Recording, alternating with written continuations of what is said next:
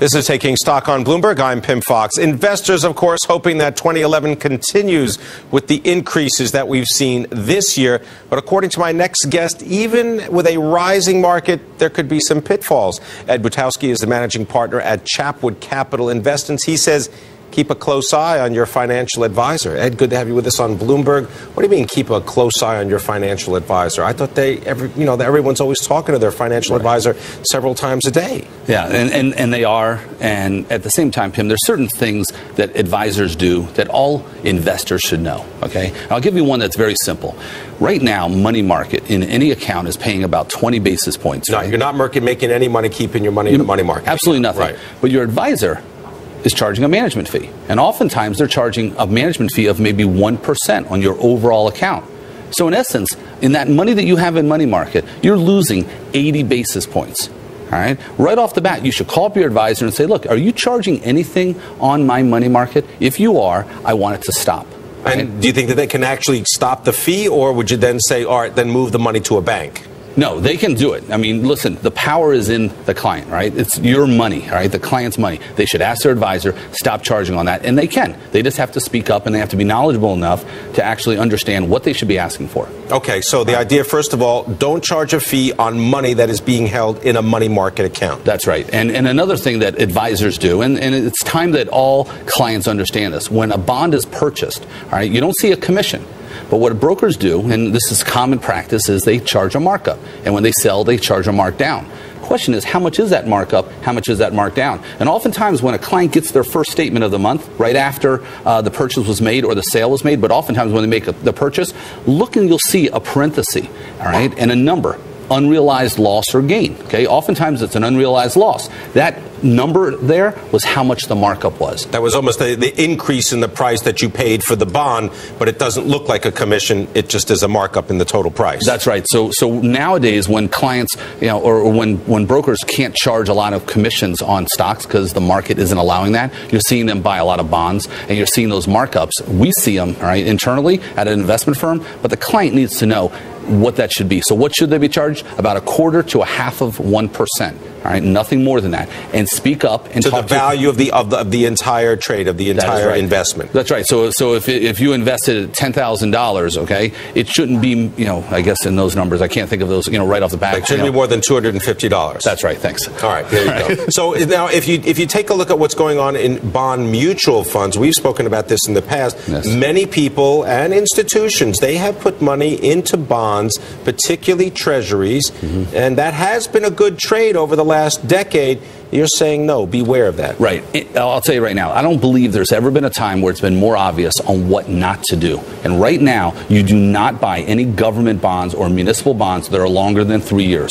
Okay? Simple, because inflation's coming. We're seeing it with commodity prices right now, and you're starting to see the inflationary pressures into this economy. You might not know it right now, but when you start looking at copper, silver, oil, and any type of commodity, and those prices are starting to rise dramatically, as that's happening, you know that inflation's around the corner. So if anybody is buying long-term government bonds, either municipal or government, that are all interest rate sensitive, they really shouldn't be allowed to manage their own money. So you think that inflation really is going to accelerate? Absolutely. Not a question in my mind. Why is that? Because there's just too much paper money floating around? Or is it just because of demand coming from emerging markets? Well, it's actually a combination of that. It's a combination of all the different quantitative easing, all the money that's been printed, all right? It's well documented. Also, you're seeing now we've always been in a global economy, but we tend to forget just how powerful China coming on board, literally the BRICS, Brazil, Russia, India, and China.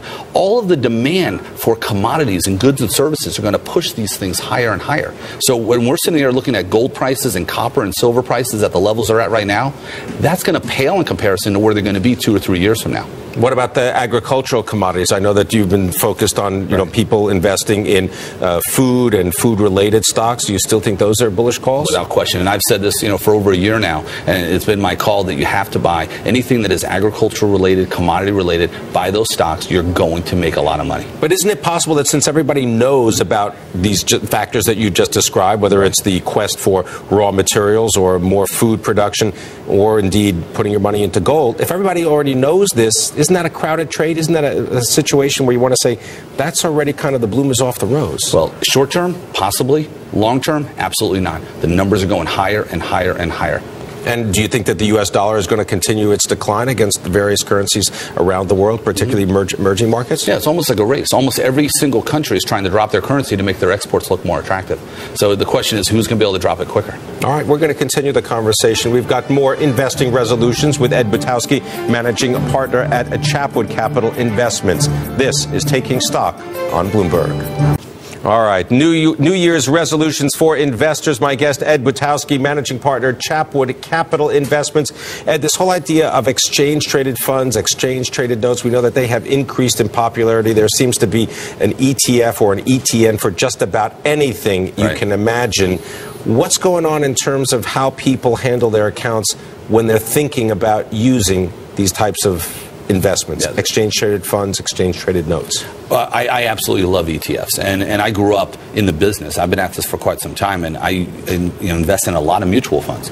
Every client should ask their advisor, why are we buying mutual funds versus an ETF? The ETF management fee, generally speaking, is significantly less than the mutual fund. So you should challenge your advisor again and say, why are we doing this? And they might find out that the advisor might be getting paid a little bit more money for selling that mutual fund. And they also might find out that that mutual fund doesn't necessarily beat the equivalent or the ETF that's in that category. So I can't say overall it's a given, but you should absolutely ask your advisor, why are we buying that, and why are we not buying the ETF? But you should ask that question generally speaking, right? I mean, you should always ask, like, why are we doing whatever trade it is? Because let me ask you about exchange-traded funds. I mean, they're typically passive investments. They're linked to some kind of index that doesn't require an active participant to decide, is this a good stock or a bad stock? You get the good, the bad, and the ugly all in one ETF, for example. That's right. And the question is, are you a passive investor, or do you believe in like a core satellite type of approach where you buy a core holding and then you build some smaller sectors around that core holding? No matter what, you'll find that most mutual funds, most long managers don't beat the index they're trying to beat. Therefore, we default mainly towards ETFs as much as we can. Now, there are some actively managed ETFs. There are some ETFs that look and feel very much like a mutual fund, but the management fee is less. All right, and all of these different things, between the bonds, the markup on bonds, the charging on money market, and including on the ETFs, they all are a little shoplifting. All right, they're not stealing, they're not bad things, but the smarter the client is, the more money they're going to have. You just say watch the fees, basically. I mean, the fees that can add up, whether you're making money or losing money, that someone else is making money because they're managing your account. At least understand what you're doing in that situation. Understand it all, because it all adds up, and it could literally, after compounding that money, could really make a big difference for the rest of your life if you get a little smarter. All right, I want to thank you very much, Ed Butowsky, joining us from Chapwood Investments. Thank you very much. Absolutely. Appreciate it.